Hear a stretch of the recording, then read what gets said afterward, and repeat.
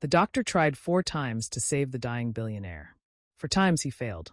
The man's face turned from red to purple to gray. His eyes were rolling back. Everyone watched in horror as he collapsed. Brain damage happens in 4 minutes. Death in 6. He had 30 seconds left.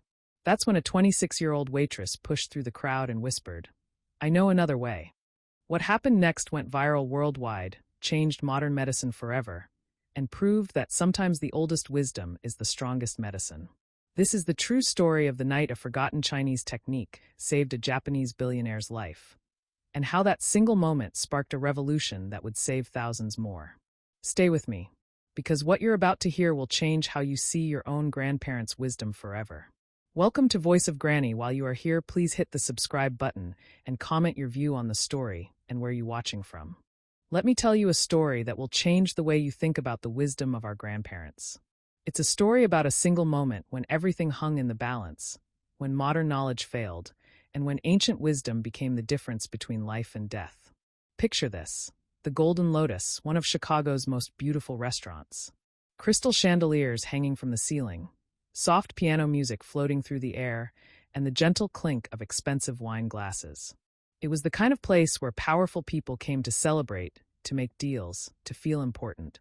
On this particular evening, everything seemed perfect. Until it wasn't. Her name was Rachel Torres, 26 years old, with tired eyes and hands that never stopped moving. She was a nursing student at Northwestern University, but nursing school doesn't pay the bills. So every evening, she put on her black uniform, tied her dark hair back, and became invisible. That's what servers are in places like the Golden Lotus. Invisible. People look right through you as if you're just part of the furniture. Rachel had been working double shifts for months. Morning classes, afternoon study sessions, evening service, and late-night shifts at a 24-hour diner when she needed extra money. Her student loans were crushing her. Her tiny apartment in a rough neighborhood cost too much. But she kept going because she had a dream. She wanted to be a nurse. She wanted to help people, just like her grandfather had taught her. Her grandfather, Wei Chun, had passed away 2 years ago, but his voice still echoed in her mind every single day. He'd come to America from a small village in rural China, carrying nothing but his memories and his knowledge. Back in his village, there were no hospitals, no ambulances, no emergency rooms. When someone was hurt or sick, the village had to save them with what they knew. With wisdom passed down through hundreds, maybe thousands of years. Wei had taught Rachel so many things. How to treat burns with honey and herbs. How to stop bleeding with pressure and elevation. How to bring down a fever with cool compresses and patience. And yes, how to save someone who was choking. It was different from what they taught in her nursing classes. The technique was old, almost forgotten, something his own grandfather had taught him in that Chinese village so long ago. "Rachel," he would say, his weathered hands demonstrating on her stuffed animals when she was young. "Modern medicine is wonderful, but our ancestors survived for thousands of years without hospitals. They knew things. Important things. Never forget the old ways, my granddaughter. Someday they might save a life." She'd never imagined that someday would come so soon, or that the life would belong to one of the most powerful men in Chicago. That evening, Rachel was assigned to the private dining room. Table 7. She'd been nervous all day because she knew who was dining there. Kenji Yamamoto. Everyone in Chicago knew that name. He owned Yamamoto Technologies, one of the biggest robotics and artificial intelligence companies in the world. His innovations had changed manufacturing, healthcare, and transportation. He was worth billions. His face appeared on magazine covers and news programs. But to Rachel, he was just another customer. Another person who wouldn't notice her, wouldn't see her, would maybe leave a decent tip if she was lucky. She watched from the corner as Kenji Yamamoto ate his dinner. He was 58 years old, with silver gray hair and an elegant navy suit that probably cost more than her entire year of tuition. He was dining with business associates, laughing at something someone said, completely relaxed. He looked happy, successful, untouchable. He cut into his steak. Prime ribeye, cooked medium rare, the most expensive item on the menu. He took a bite, and then everything changed. At first, no one noticed. Kenji's hand went to his throat. His eyes widened. He tried to cough, but nothing came out. No sound. No air. Just silence. Terrible, suffocating silence. His business partners noticed. One of them stood up quickly. "Kenji? Kenji, are you all right?" But Kenji wasn't all right. His face was turning red, then purple. He was clutching his throat with both hands now, his eyes wild with panic. He was choking. The restaurant erupted into chaos. Someone screamed for help. The manager came running. And then, thank God, 2 doctors who were dining nearby rushed over. They were confident, professional, trained. One of them, Dr. William Patterson, was actually the head of surgery at Chicago General Hospital. "Step back, everyone," Dr. Patterson commanded. He positioned himself behind Kenji and wrapped his arms around him. The Heimlich maneuver. Rachel had learned it in her nursing program. It was supposed to work. It always worked. Dr. Patterson thrust upward once. Nothing. Twice. Nothing. 3 times. Still nothing. Kenji's face was getting darker. His movements were becoming weaker. He was dying right there in front of everyone, and the Heimlich maneuver wasn't working. Rachel stood frozen, her serving tray trembling in her hands. She could see the panic in Dr. Patterson's eyes as he tried a 4th time. Failed again. Someone was calling 911, but everyone knew the ambulance wouldn't arrive in time. Kenji Yamamoto had maybe 30 seconds left before his brain started dying from lack of oxygen. And that's when Rachel heard her grandfather's voice, clear as if he was standing right beside her. "The old way, Rachel. Remember the old way." Her heart was pounding so hard she could hear it in her ears. Her hands were shaking. Every logical part of her brain was screaming at her to stay back, to let the doctors handle it, to not interfere. She was just a nursing student, just a waitress. What did she know? But her grandfather's voice was stronger than her fear. She set down her tray, and she started walking toward table 7. You have to understand what Rachel was risking in that moment. Everything. Her job, her reputation, maybe even her future career as a nurse. Who was she to interrupt trained doctors? Who was she to think she knew better than the head of surgery at one of Chicago's best hospitals? But when she looked at Kenji Yamamoto's face, she didn't see a billionaire. She didn't see a powerful CEO or a famous innovator. She saw a human being. A man who was terrified. A man who was dying. And she saw her grandfather's face, remembered his words, felt his hands guiding hers through the technique he'd taught her on their back porch in the summer heat. "Excuse me," Rachel said quietly, pushing through the crowd. No one heard her.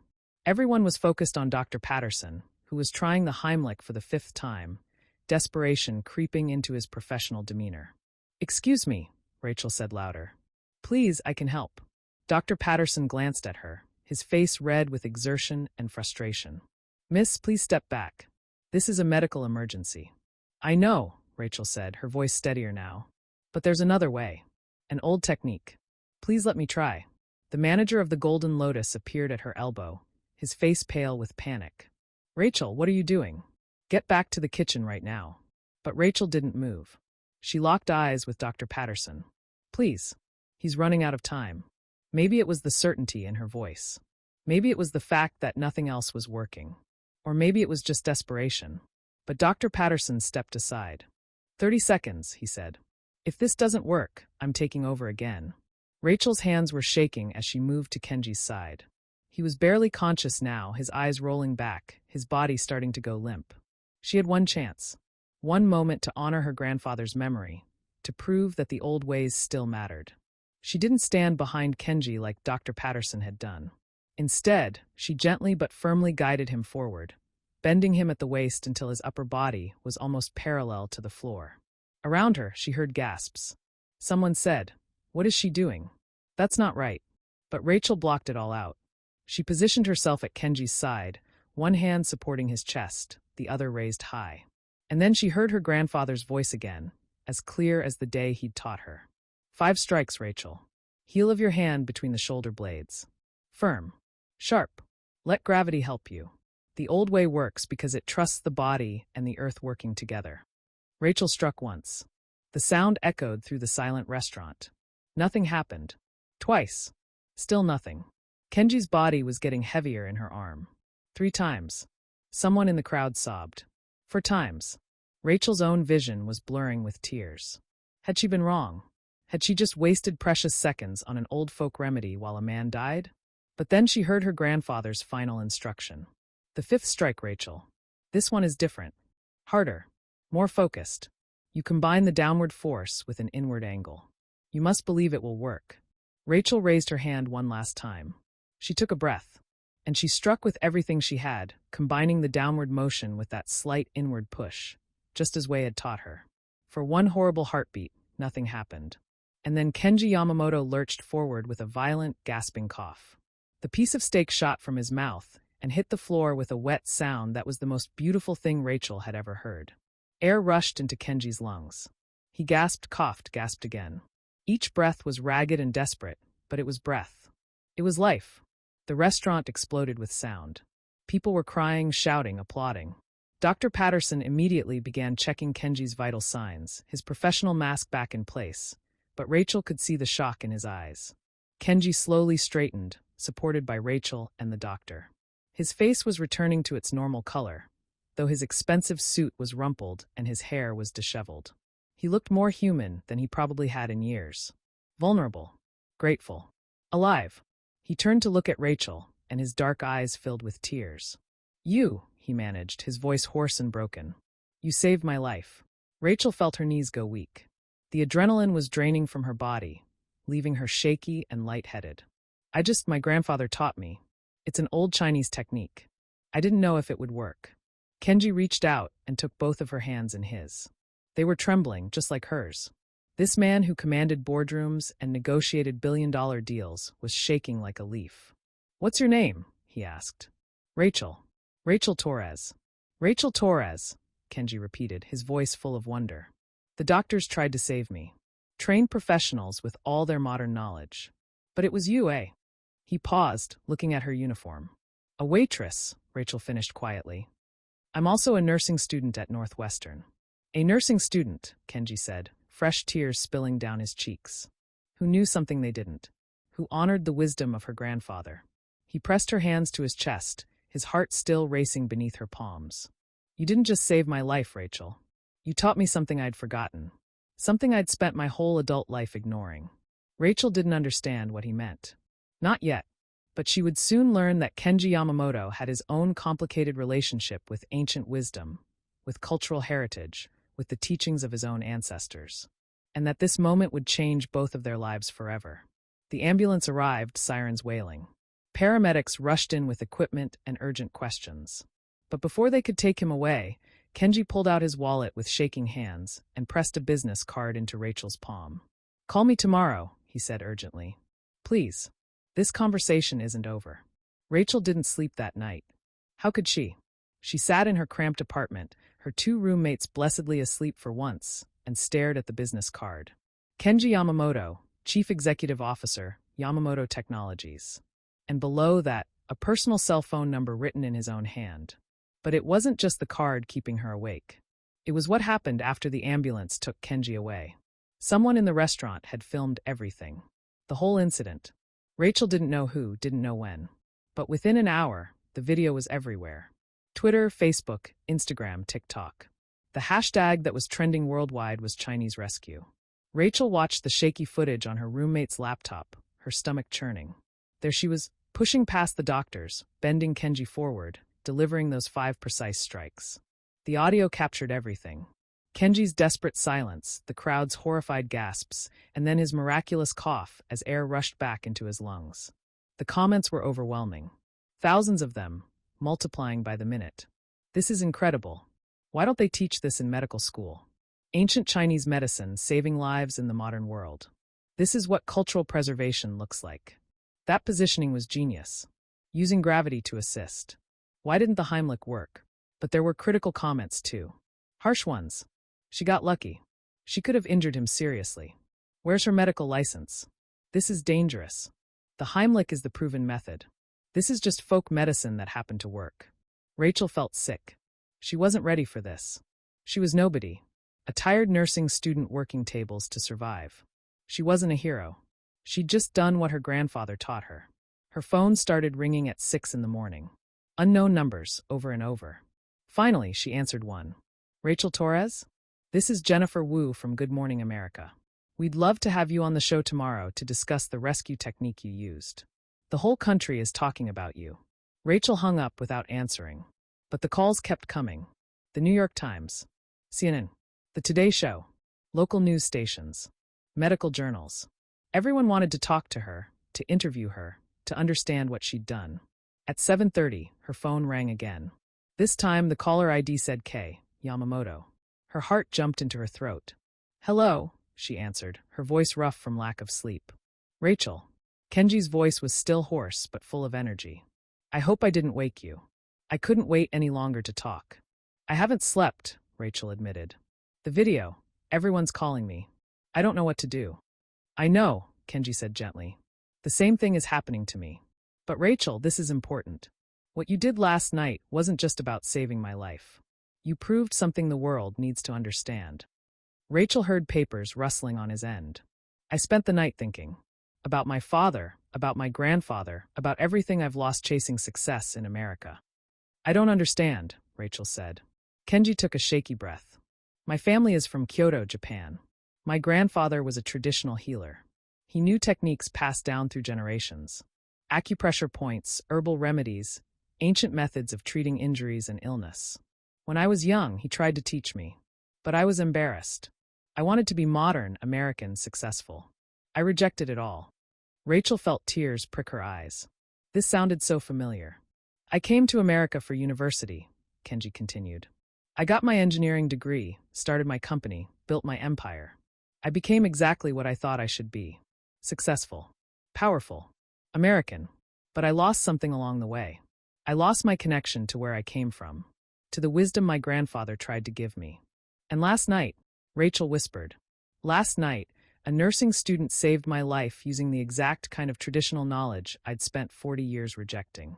The Heimlich maneuver, modern medicine, failed. But your grandfather's ancient Chinese technique worked. Don't you see the irony? The tragedy?" Rachel did see it. She saw it clearly. "My father died 5 years ago," Kenji said, his voice breaking. "I never told him I understood, that I was wrong to dismiss what he tried to teach me. And now," he paused, collecting himself.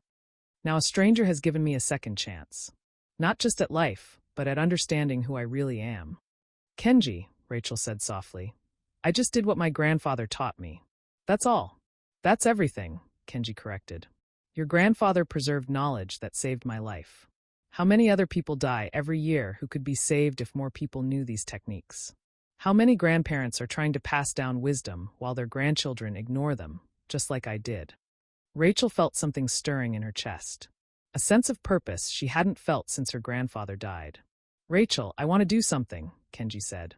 "I want to establish a foundation. A research institute dedicated to documenting and teaching traditional healing techniques before they disappear forever. The Waitress Institute for Cultural Medicine. Named after your grandfather, with your permission." Rachel couldn't breathe. "Named after my grandfather? He saved my life through you," Kenji said simply. "His wisdom, passed down through his hands to yours. That deserves to be honored. That deserves to live forever." "But I'm just a nursing student," Rachel protested. "I don't know how to run an institute." "You know what matters," Kenji said firmly. "You understand the value of this knowledge because you lived it. You honored your grandfather's teachings when everyone else would have dismissed them. That's exactly the perspective this institute needs. I'll handle the money and the logistics. You handle the heart and the wisdom." Rachel looked around her tiny apartment. At her stack of unpaid bills, her secondhand furniture, her pile of nursing textbooks. Then she looked at the photo on her desk. Her grandfather, smiling at her from the frame, his weathered hands folded in his lap. Those hands that had taught her so much. "When do we start?" Rachel heard herself say. "Today," Kenji said. "Can you meet me at my office? I'll send a car. We have important work to do, Rachel. Your grandfather's legacy depends on it." The black car that arrived at Rachel's apartment building 3 hours later felt like something from a dream. Her neighbors stared as a professional driver opened the door for her. Rachel clutched her backpack, filled with her grandfather's journals, old photographs, and handwritten notes about traditional Chinese medicine like a lifeline. Yamamoto Technologies occupied an entire building in downtown Chicago, glass and steel reaching toward the sky. Rachel had walked past it dozens of times, never imagining she'd enter through the private executive elevator. When the doors opened into Kenji's office, Rachel gasped. Floor-to-ceiling windows offered views of the entire city. Lake Michigan sparkled in the distance. But what caught her attention wasn't the view or the expensive furniture. It was the people waiting.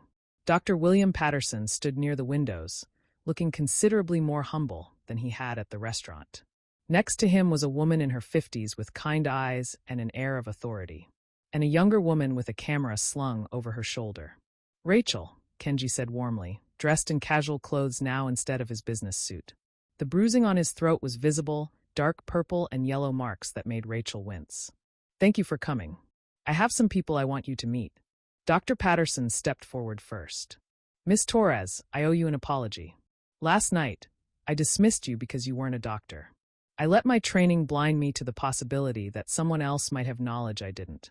That was arrogant, and it almost cost a man his life. Rachel didn't know what to say.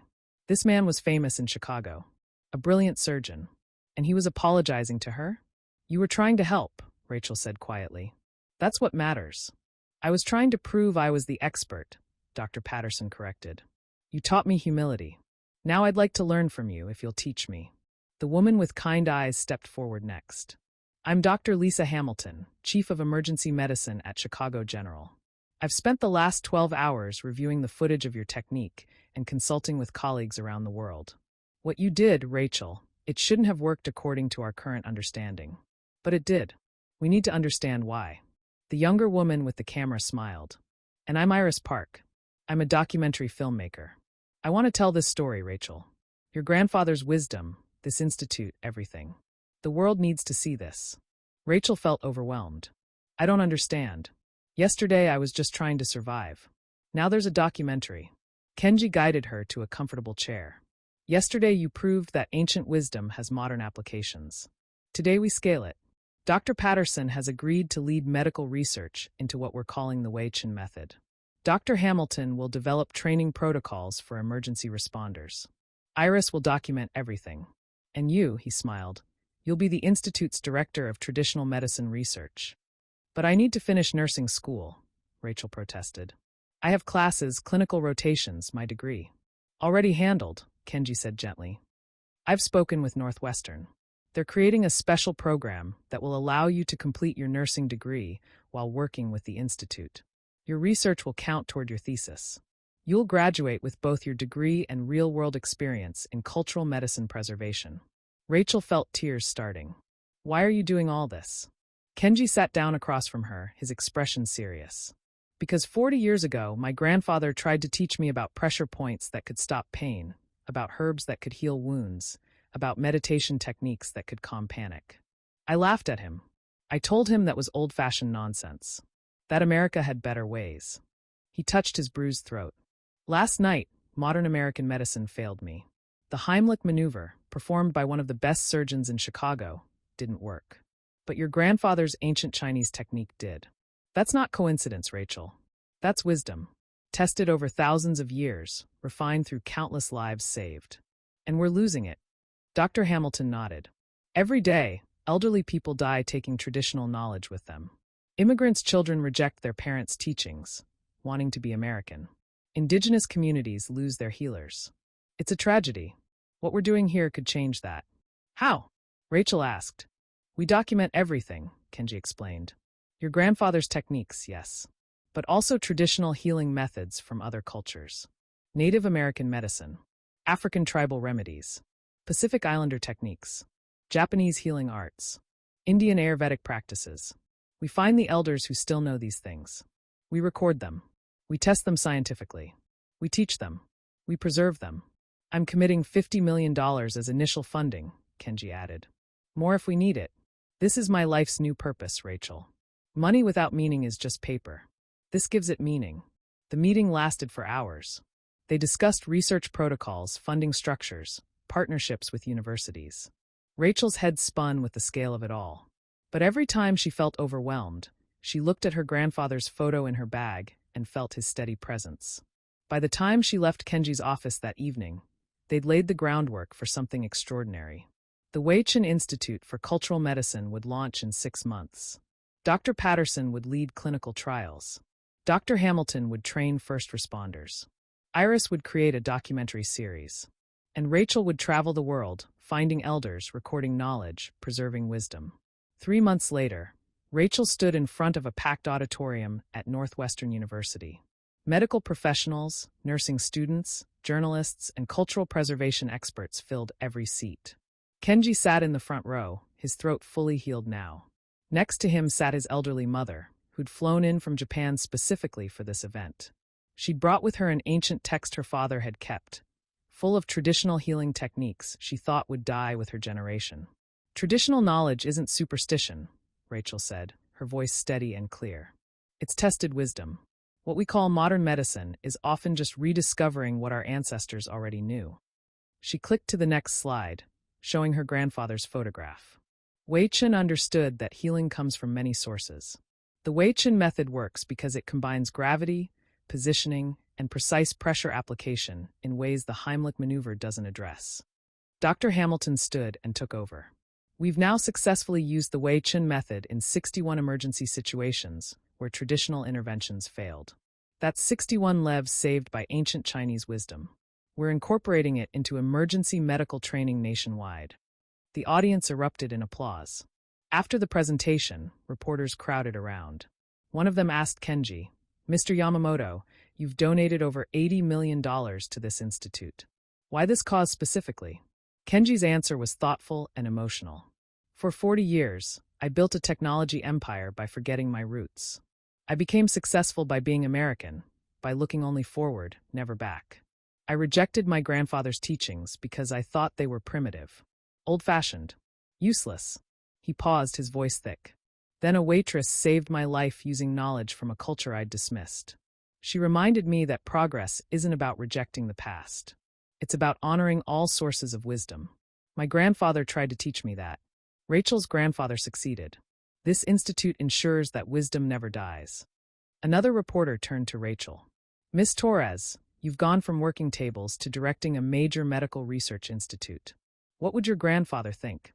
Rachel felt the familiar sting of tears, but didn't hide them anymore.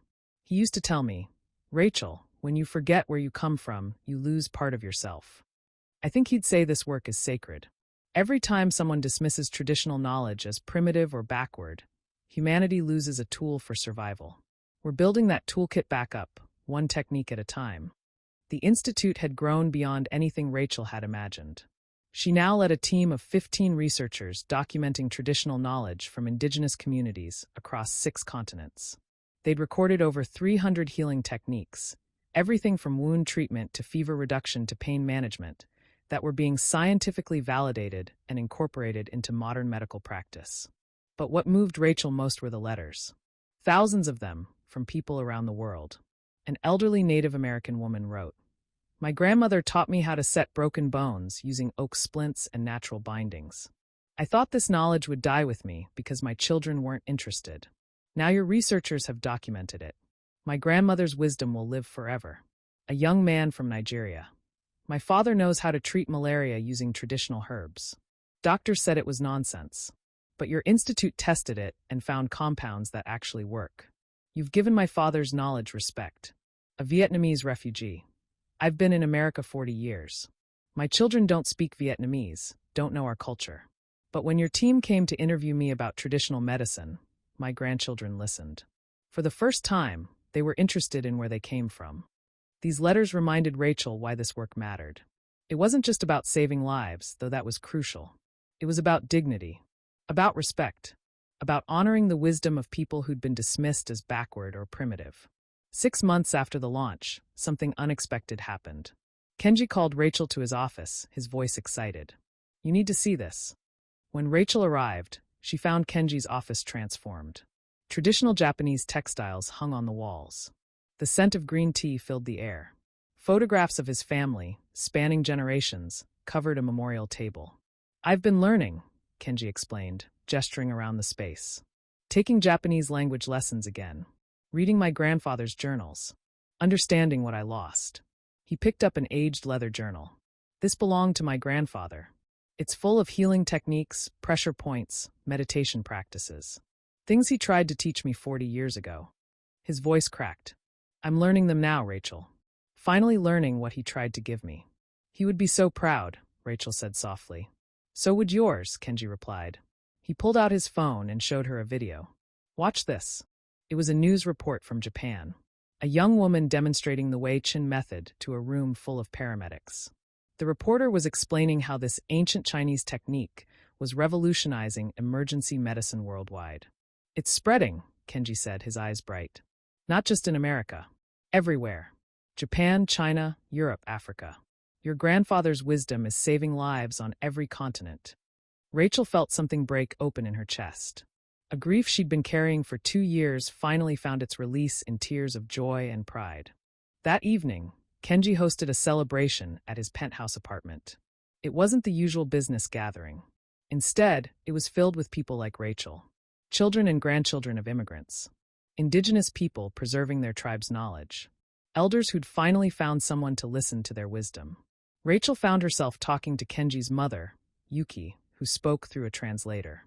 My husband's father, Kenji's grandfather, he was a healer, Yuki said, her weathered hands gentle on Rachel's arm. A good man who knew ancient ways. He died sad because his grandson rejected everything. But now, she gestured around the room, her eyes wet. Now his grandson honors that wisdom. Teaches it to the world. You gave my son back to his heritage, Rachel. You gave him back to his family. Rachel squeezed Yuki's hand.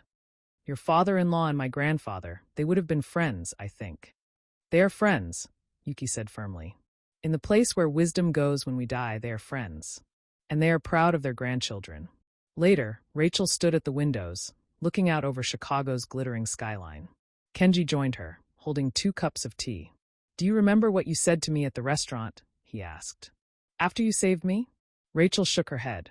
You said, I just did what my grandfather taught me. As if it was nothing special. Kenji smiled. But it was everything, Rachel. You honored him. You remembered him. You kept his wisdom alive when it would have been easier to forget. I couldn't forget him, Rachel said simply. He was the best person I ever knew. Mine too, Kenji said quietly. And now, because you remembered yours, I'm finally remembering mine. They stood in comfortable silence. 2 people from different worlds brought together by crisis, now united by purpose. The Waitress Institute would go on to document over 2,000 traditional healing techniques from 83 cultures. The Waitress method would be taught in medical schools worldwide, saving thousands of lives. Rachel would complete her nursing degree and eventually earn her doctorate in integrative medicine. And Kenji would reconnect with his Japanese heritage, eventually retiring from technology to focus full-time on cultural preservation.